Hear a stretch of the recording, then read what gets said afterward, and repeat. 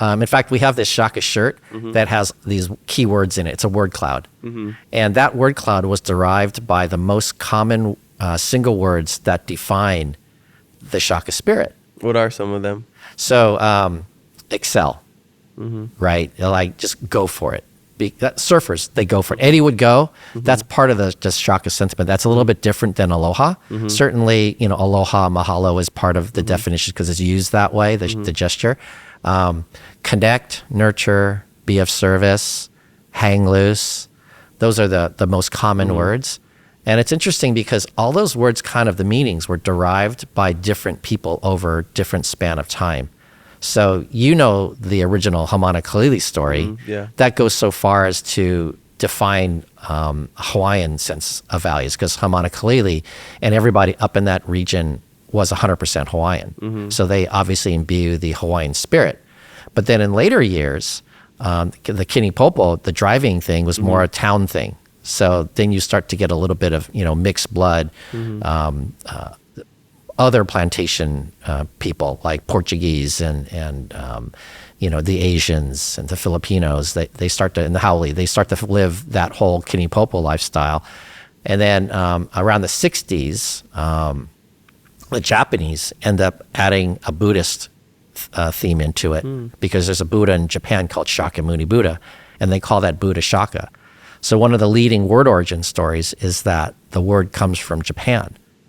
By way it's of a pidgin word. Yeah, it's a pidgin word. Yeah. I didn't know that. You're Hawaiian. Are there any SH words in Hawaiian? No, definitely not. So it's not Hawaiian word. So where the heck did it come from, right? I never thought about the etymology of it. Yeah. So that's one way, like in documentaries, you're basically like almost presenting a court case in an entertaining fashion. So the idea would be, well, go and plug the holes. Is it Hawaiian or not? Well, there's no SH in Hawaiian, so probably not Hawaiian. Unless there's like some really outlying story but then you need some factual evidence to kind of back that up. So then where else could it be? And you just start to like turn over rocks. And over time you learn these really interesting things, and people say, oh, well, there was a movie in 1962 called Buddha, and it was about Shakyamuni Buddha. And you start going down that thread, and it's been super fun. I mean, there's others. There's a marble story about marble players, when they win, they go, shockers, I won. And so that became shakas to them. It doesn't really matter how it came about. What matters more is the meaning, but it's entertaining to do all the recreations. So we take kids out, play marbles, and we shoot all the close-ups of you shoot marbles, and you basically put a pinky on the ground, and you have your shooter and your thumb. When you flick, after you flick, it's a shaka. Oh, right on. That's super cool. So whether that's true or not, we don't know. And even with the Hamana Kalili character, that guy was like known for telling tall tales. So I've got 6 kapuna telling the story about how this guy lost his fingers. And they're completely insistent that he told me that he was in the boat and the shark jumped up and bit him off, or he was throwing dynamite in the quarry, so I mean, again, does the story matter that much? It's the smile on his face and the fact that he's sitting with like a 6-year-old teaching the kid how to tie a throw net. That's the real spirit of it. And so what is the story of Hamana Kalili? Because I know a few people are probably wondering that.